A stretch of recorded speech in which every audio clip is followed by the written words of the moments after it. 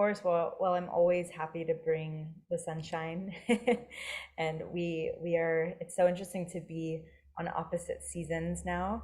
We're in our dry season, we're in our summer. When I know so many of you are in the cold, so I'm sending sunshine your way. And as always, it's such a gift to be here. Maybe I've shared this before, but I feel very connected whenever I can join an IGS gathering or any of my other Zoom Jewish spaces.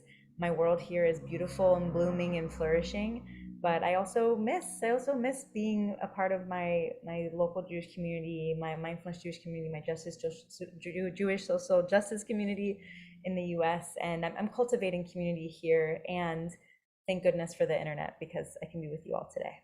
So thank you for giving me the gift of your presence. So first of all, happy International Women's Day. Want to celebrate all of the incredible women in the room, in our lives, in our families, in our communities, and in the world. May all of them be honored and loved, not just today, but every day. And like Mark said, we are almost. Kimmy, I'm just going to ask if you can move a little closer to your mic. It's a little bit soft on the Sure. sound. That's Can you hear, okay. can you Thanks. hear me now? Yeah. Better. Okay. Thank you. Sorry Thank you. about that. No, thank you. Is that good? Yeah, okay. Okay, so as Rabbi Mark had mentioned, we're preparing for our second Adar of the year, and this only happens every so often. We're in a leap year. This only, if my math is correct, we're on a 19-year cycle on the Jewish calendar, and I believe it's every 7 years that we have a leap year. And it's almost like the universe knew we would need the extra invitation to joy because we get 60 days to celebrate Adar. And you might be wondering, how is it possible to be reaching for this joy in a time that continues to feel difficult? It's a good question. It's very complex. We might be holding complex grief and fear and pain, while we are also called to seek joy and gratitude and life and love along the way. I think so much of our mindfulness, our yoga, our meditation practice asks us to hold the complexity of this range of human reality. And our tradition is very aware of this complexity. Our ancestors have been holding the joy with the sadness, the suffering with the love. They've become very good at that, actually. Every time we gather around a Shabbat table, we have our challah next to salt. Challah being life and love and community, salt being the tears that we remember from the destruction of the temple. The same thing on a wedding day, this incredible celebration of a union, and then the smashing of a glass to remember the destruction and all of the ways that we've been carrying pain. Why do we do this? There's probably many interpretations, and that's very Jewish of us to have more than one answer. But if we look back at the tradition, we can find a balm for our souls, especially for these times that feel extremely difficult. And I think Adar 2 this year is here to do the same thing. Adar is known to be this time of elevated joy. The Talmud says when Adar enters, the joy increases. And so what does this look like for 60 days in a post-October 7th world? Well, we have some wisdom from Rabbi Nachman of Breslov, who refers to this time, even among struggle. He says that the joy that results from rejoicing in suffering, that this can be a time of finding more joy even in the suffering. And I don't want to oversimplify the crisis that our world is in, the pain that we're feeling, the urgency of bringing our loved ones home.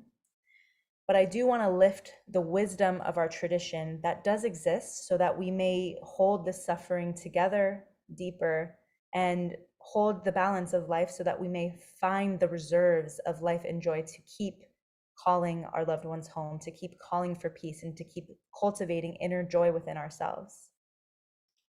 So we're contemplating this preparation for Adar 2 today. And Adar wouldn't be complete without the celebration of Purim.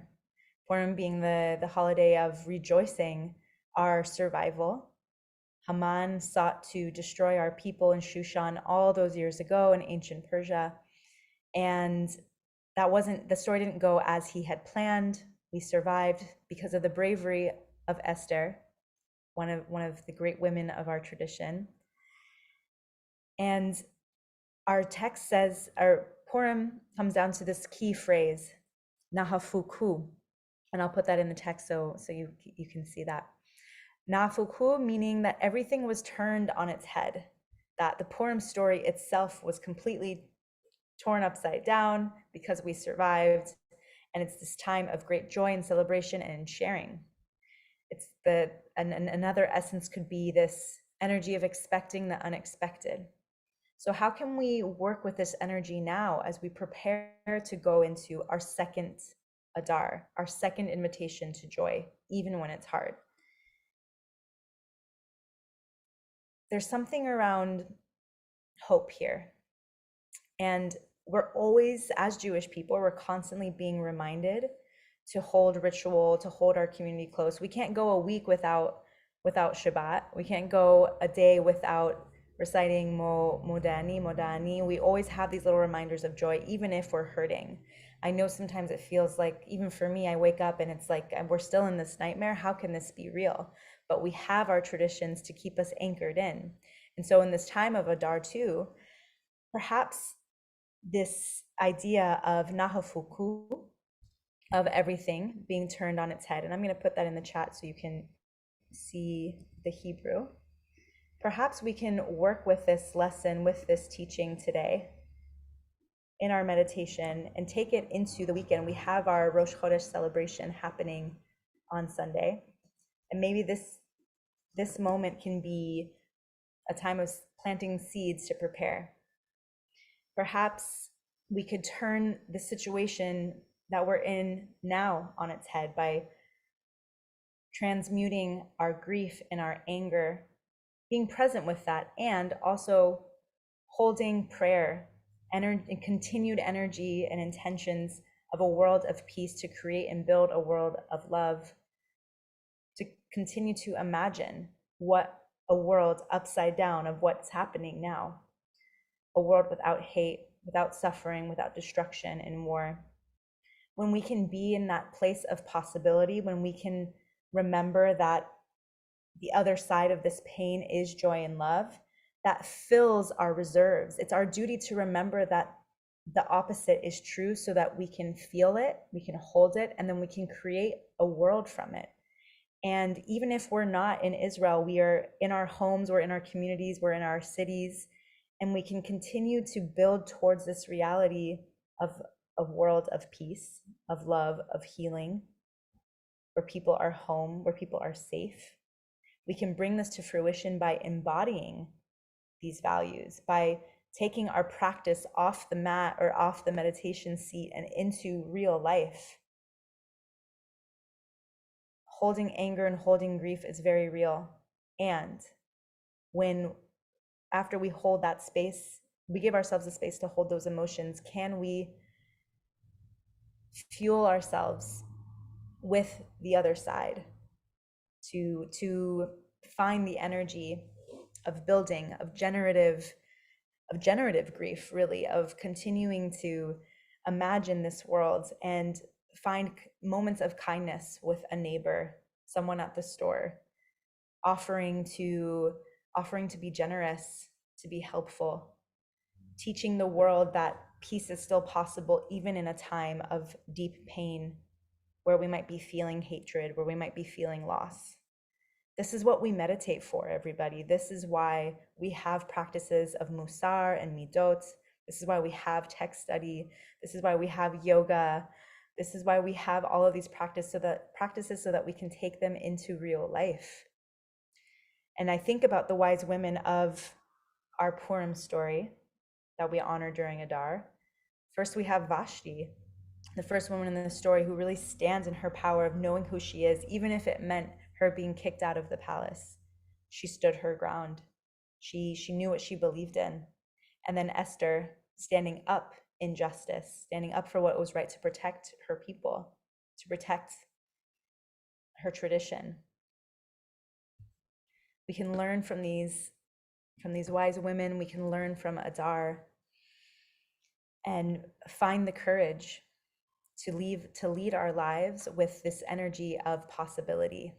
That's how I'm interpreting Nahafuku this year during Purim, where I'm practicing holding. This is my mindfulness practice this year, and I want to share this with you as an invitation as we go into Adar 2. How can we both hold what's real, what's painful, and also with what's possible? What is the upside down version of that? Because for so many generations and for so long, that's what we've been doing, from place to place, from story to story.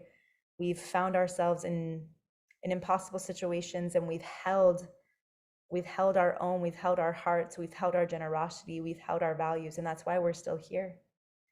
And we model that for all the generations to come. We model that for other people in the world. And that's why our traditions are set up this way, I believe, for our ancestors to prepare us for these moments that we can still find life and joy and meaning, even amongst pain and suffering. It's a lot to hold. It's a lot to imagine, but we have space for both. And I want to share a quote from one of my favorite mindfulness teachers, Thich Nhat Hanh. And he says, may his memory be blessed. We lost him in recent years. And he said, when we are mindful, deeply in touch with the present moment, our understanding of what is going on deepens, and we begin to be filled with acceptance, joy, peace, and love. So even if our capacity this Adar too is only to hold being present, that in itself is a practice of strength, is a practice of courage, is a practice of life.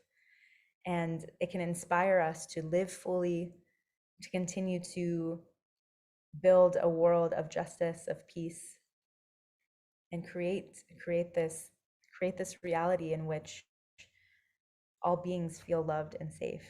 That's what we're here for. That's why our practices and our traditions continue to arrive from day to day, from season to season. So as we prepare for our meditation today, perhaps there is something from our learning together today. Maybe it's this idea of turning things on its head. Maybe it's this idea of this, and maybe it's about holding our practice of being present and just being with what is. Whatever is calling to you, I invite you to take that into your seated position or your reclining position, wherever you are. You can start to make yourself comfortable, bringing your shoulders up to your ears maybe, and then down your back, taking a stretch if that's what you need, and starting to find your breath. Inhaling deeply and exhaling completely. Allowing your hands to rest, unclenching your jaw. Letting your eyes close down if that feels comfortable. We'll enter this space of silence for the next period of time to just be. To feel, to hold, to imagine if the opposite was true.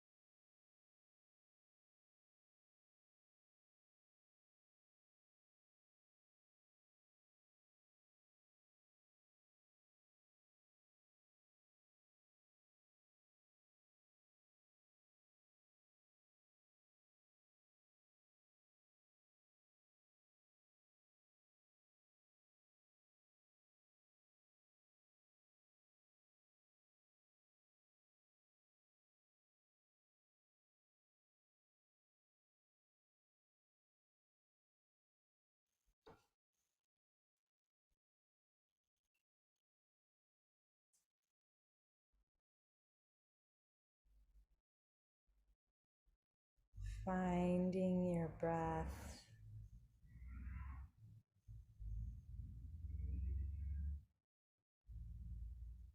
Noticing the rise and fall of your chest.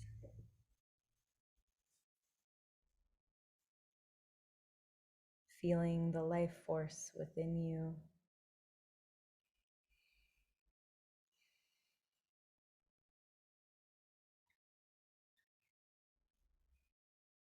Beginning to deepen your inhales and exhales.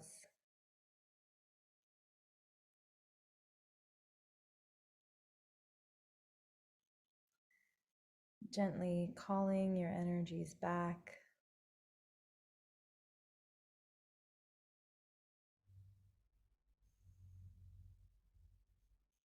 Starting to breathe into your hands and feet.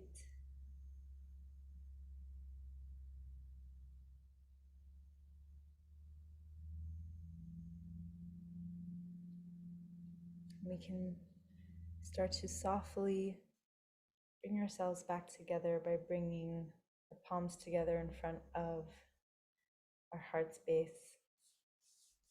Build a little warmth in your hands, rubbing them up and down and around. And then place the inside of your hands, your palms just over your eyes. Begin to gently, softly flutter the eyes open. Bring yourself back to your space. And arrive back to our Zoom room. I wish you all have a Shabbat of peace and a meaningful transition, or continuation rather, into Adar. We can hold all of the things at once. Thank you. Thank you so much, Kimmy. Beautiful practice. Beautiful way to bring us into Shabbat. Friends, let's hold space for those of us who are in mourning, observing a yard site, or for whom it's the custom to join in the mourner's Kaddish, who can put the name or names of those you're honoring in the chat today. Put that in the chat now or after we recite Kaddish. If you're not reciting Kaddish, as always, if possible, please stay present and offer your attention, your support, your compassion for those who are in mourning. And I invite them to rise with me in body or in spirit, and you can unmute at this time. Yitgadal, Amen.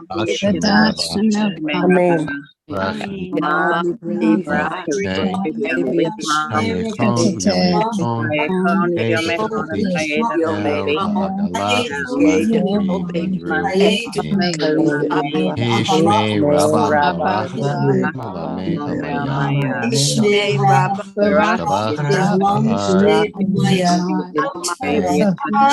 Adar Vitalev Vitalal Shem Kudshabri Elam Yankol Ushbekata Benechamata Da'adiran Ba'olam Amen. Hey Shlama Rabba Mishamaya Chaim Aleinu Yisrael Shalom B'Romav Shalom Aleinu B'Yam Yisrael El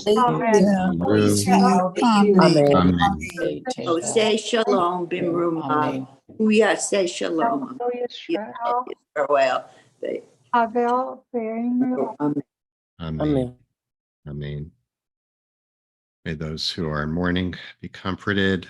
Thanks so much, everyone, for being here to sit into Shabbat together on this Friday. We bring to a close our third year of sitting together, no, fourth year of sitting together. And many thanks to Jordan Pollock for holding our space, to Kimberly Deuñas for leading us again so beautifully in practice. Most of all, to each of you for being here and for your amazing devotion to this community of practice and supporting it. If you're leaving us now, we wish you a sweet, restorative Shabbat, as Kimmy did. If you'd like to stay on, you're welcome to do so. If you have questions, about the teaching today. We also want to thank Richard Green again for sponsoring our practice in memory of your mother, Richard, Eleanor, and the occasion of her 20th yard site. May her memory be a blessing. So if you're staying on, I'd like to ask him a question about the teaching for today or the practice. You're welcome to do so, of course, in the chat, or just share reflections on your experience with today's set. So Kimmy, I don't know if you were able to be on the last couple of days, but I'm just going to make connect some of the dots here. Thank you as always. If I'm remembering, and maybe people here collectively can help me remember. 2 days ago, Rabbi Susan Leiter led us in a practice that was basically a practice based on not knowing, about adopting a stance of not knowing. And then yesterday, Zach Newman led us in a practice that was really kind of Shabbat centered, about understanding Shabbat as cultivating our ability to wait, to be in the moment. And I thought that what you did today was just like a beautiful, obviously it's not by conscious design, but just a really nice flow into this idea, this concept that you introduced here in the middle of this double adar of v'nahafochu, which means, and the opposite happened, and it was turned around, it was turned upside down, which I kind of, as I was sitting here listening to you, I kind of translated in my head as expect the unexpected.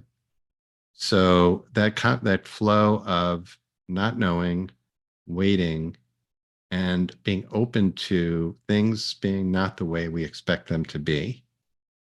So, and applying that as you did to how do we feel joy in a time like this? This is really, we could all agree it's pretty awful times in so many ways, and beautiful times in many ways. So I just want to invite you to talk, just if you'd like to riff a little bit more about that, because I'm sure they're going to be, thank you, I think I did get it. They're going to be questions about, well, how are, this is a recurring theme right now, how are we supposed to experience joy? And not to mention, what is Purim going to be like? It's so complicated, and so problematic. The text of the Megillah is always problematic, especially this year. It's challenging.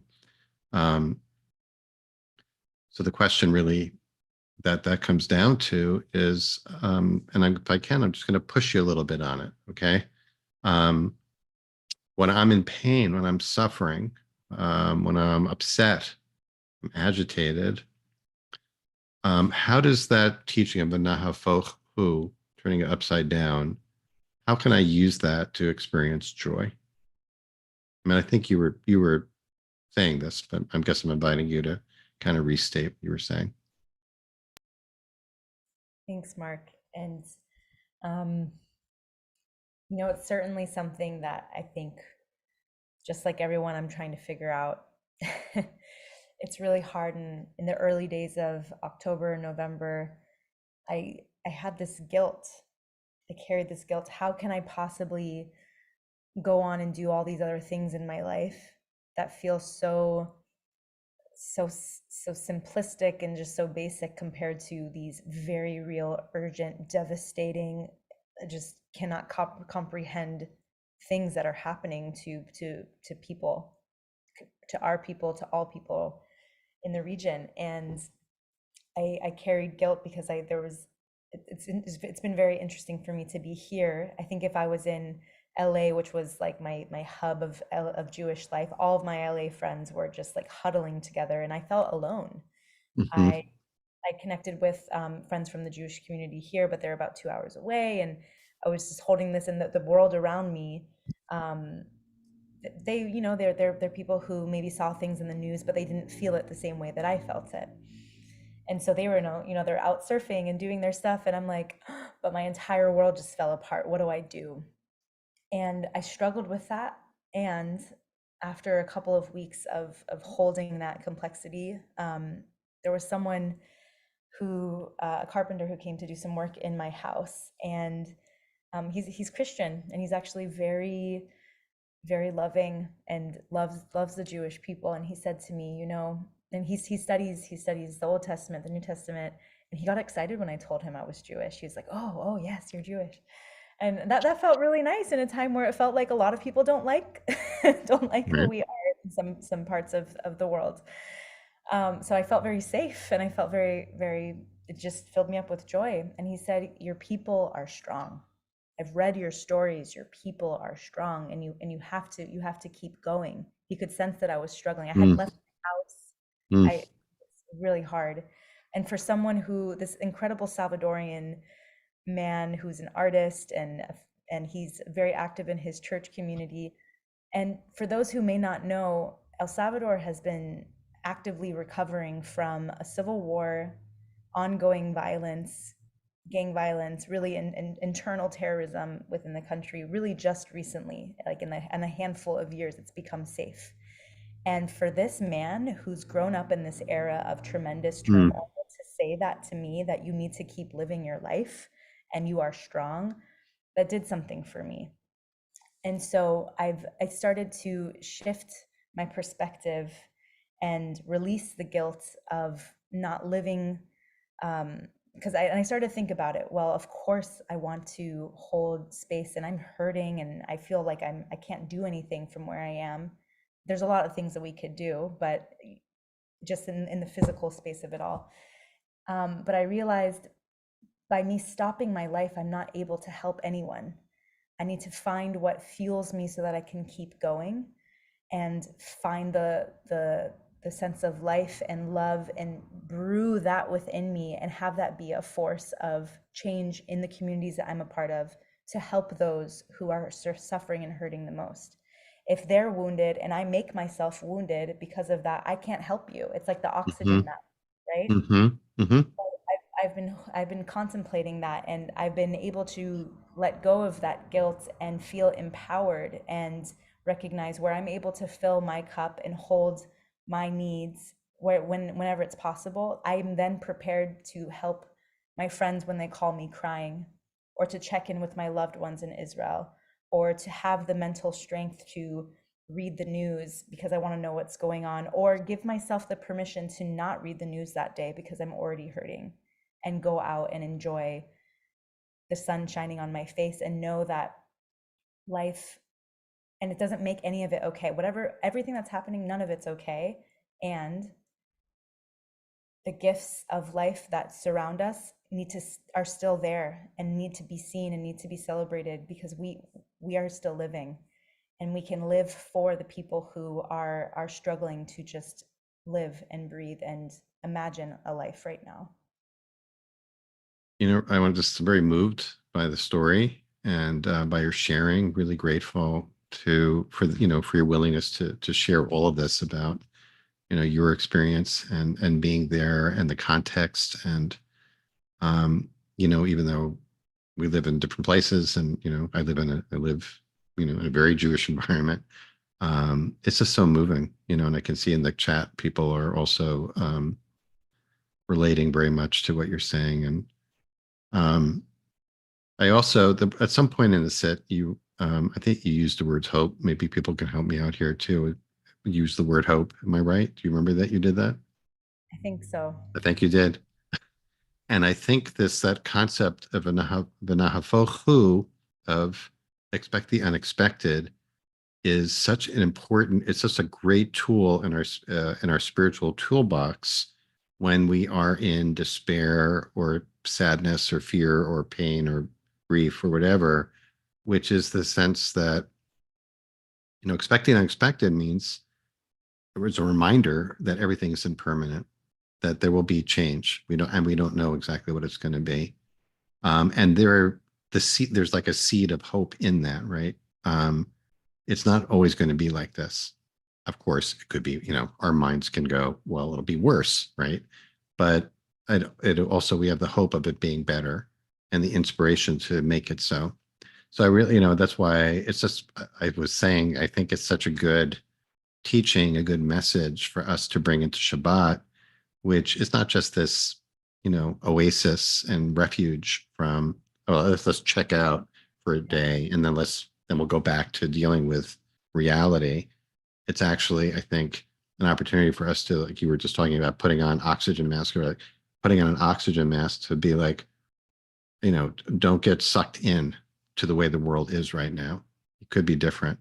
And it not just could be different, it will be different. And for whatever we might say about Megillat Esther and the Purim story, I love that you're lifting up that it just, just on the level of saying that, you know what the Megillat Esther is about? You never know. You just don't know how it's going to be, right? That's what I love about our tradition, that we read our text on an annual cycle, the same thing over again, because it's different every year, because you're different and you're evolving and you're changing. And it meets the moment. It meets the moment where it is. And everything exists all at once, but there's something very grounding about knowing we have these markers in time to help us assess, evaluate, reflect, and then alchemize whatever might be arriving in the moment with our tradition. I don't know if you're looking at the chat, but there's some very, very beautiful thing here from Nancy, Nancy, about what you taught about plant cesters. Oh, yeah. You should that's beautiful. Thank you so much for sharing that, Nancy. Very moving. And Harris, to your question about why just the hope that it could be better, why not? How can I make it better? Or is there another way of looking at it that will make it better? And I certainly, I'm with you all the way, and I'm sure you are too, Kimmy, that there's a spark of something there in the awareness that things could be different and that we are capable of helping them make it so. That's another nice little, like you were talking about, kind of the cycle of Jewish year, right? Because Purim is leading us into Passover and the freedom to act and to make things different and to change the world. So that's there too. Kim, you want to say a few words before we end about like what you're doing down there and what's, what you're offering? I know you're just doing, it's just very inspiring that you made the move there and that you're doing so much great wellness work, but maybe say a few words before we close about, so people know. I'm so grateful. And I'll just say that, this space is very healing, and with everything going on, healing needs to be at the center so that we can move from that place of re-traumatizing ourselves, so that we can really transition into that power to help our community and all others, right? So just thank you for having this space so we can all heal together. Yes, all of the great things that I'm doing, the universe has been guiding me back home, and I've discovered a whole world here that is inspiring me. I'm hosting annual retreats. Some of them are yoga retreats, some of them are rooted in heritage and exploring the history of El Salvador. And what I'd love to share with the community today is that next week, my colleague and I are announcing that we are co-hosting a women's healing retreat that's going to be happening in October, which I'm very excited about. And there's a other number of things that I'm doing down here. I'm working with local leaders to figure out ways that we can help women in the community, children in the community, and I like to fold that into my work. And in my own journey of connecting to my ancestry, I spoke about cacao last session, and I've been holding gatherings where people can come and learn about cacao and experience for themselves the magic of plants, and hopefully inspire their own plant tradition. So that's just a little bit of what I'm doing here, and I'm having fun. I'm enjoying my family. I'm surfing. My dad is growing a cacao farm as well, and I'm helping him with that. And I feel really blessed to have a place to call home on a farm that's been in our family for hundreds of years. Wow. That's amazing. That's amazing. But also really glad, it was very moving also. I'm really so glad that, that you can have that sense of home when you're with us and you join us and you lead us, but also that it can feel like a home for you, a Jewish home, as it has been for so many of us. So grateful to have you here as always, Kimmy, and wish you a Shabbat Shalom down there, and look forward to the next time you're with us. Thank you so much. And if anyone wants to learn about any of the offerings that I have down here, or if I'm going to be back stateside and things are happening, I'm working on a newsletter. So my email is there and I can get you on there. So thank you. Thanks, Kimmy. All right. And thank you, Jordan. Thanks everyone for being here. Shabbat Shalom to all. And we hope to see you on Monday.